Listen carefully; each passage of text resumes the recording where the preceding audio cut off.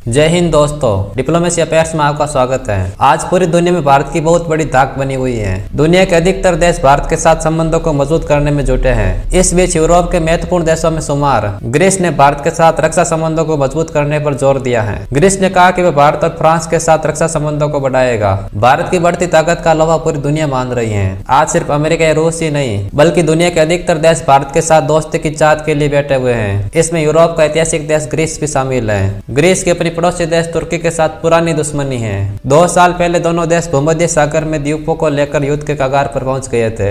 ऐसे में ग्रीस को भारत के रूप में ताकतवर दोस्त दिख रहा है। भारत को भी मिडिल ईस्ट और यूरोप में ग्रीस जैसे दोस्त की बहुत जरूरत है जो पाकिस्तान के दोस्त तुर्की को काबू में रख सके। यही कारण है कि पिछले साल प्रधानमंत्री नरेंद्र मोदी ने ग्रीस की यात्रा की और दोनों देशों के बीच रणनीतिक सहयोग की नींव डाली। ग्रीस के रक्षा मंत्री निकोलास डेंडियास ने भारत के साथ रक्षा सहयोग बढ़ाने पर जोर दिया। उन्होंने कहा, हमने आर्मेनिया, ग्रीस और साइप्रस के बीच सफल त्रिपक्षीय रक्षा सहयोग स्थापित किया है। हालांकि फ्रांस और भारत के साथ अन्य त्रिपक्षीय और चतुर्भुज संबंध भी हो सकते हैं जो महत्वपूर्ण देश, महत्वपूर्ण शक्तियां और आर्मेनिया और ग्रीस के बहुत प्रभावशाली आम सहयोगी हैं। उन्होंने ये बात आर्मेनिया रक्षा मंत्री के साथ बैठक के बाद कही थी। तुर्की और ग्रीस में भूमध्य सागर को लेकर पुरानी दुश्मनी है। ग्रीस के कुछ द्वीप तुर्की की मुख्य भूमि के पास स्थित है। तुर्की का दावा है कि ये द्वीप उसका हिस्सा है। ये इलाके प्राकृतिक संसाधनों से भरे हुए हैं। ऐसे में तुर्की की नजर ग्रीस के इन द्वीपों पर कब्जा करने की है। कई बार तुर्की के लड़ाकू विमान और युद्धपोतों ने ग्रीस के इन द्वीपों पर कब्जा करने की नाकाम कोशिश की है। 2 साल पहले तो दोनों देश युद्ध के करीब ही पहुंच गए थे,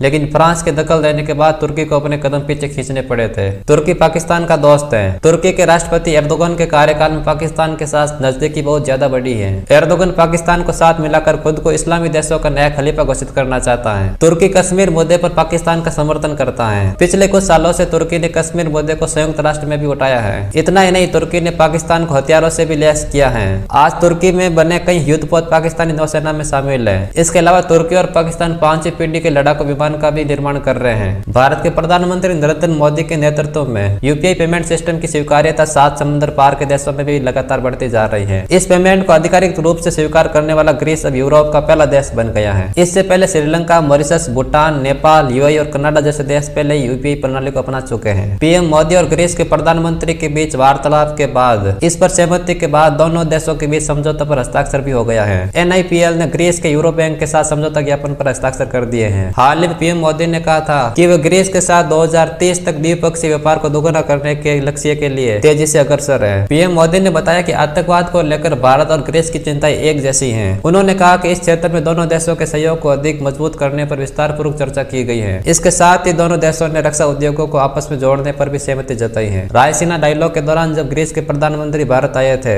इस दौरान उन्होंने कहा कि प्रधानमंत्री मोदी में मुझे एक दूरदर्शी नेता और एक सच्चा मित्र दिखता है। भारत आना मेरे लिए सौभाग्य की बात है। ग्रीस यूएनएससी में भारत की परमानेंट सीट का समर्थन भी करता है। ग्रीस के प्रधानमंत्री ने कहा था कि हम 2028-29 के लिए यूएनएससी में भारत की उम्मीदवारी का समर्थन करते हैं। हम संयुक्त राष्ट्र के सुधार के लिए बॉर्डर डायलॉग का भी समर्थन करते हैं। दोस्तों, भारत और ग्रीस की नई दोस्ती की शुरुआत के बारे में आपकी क्या राय है, हमें कमेंट करके जरूर बताइए। जानकारी पसंद आई हो तो वीडियो को लाइक और चैनल को सब्सक्राइब कर दीजिए।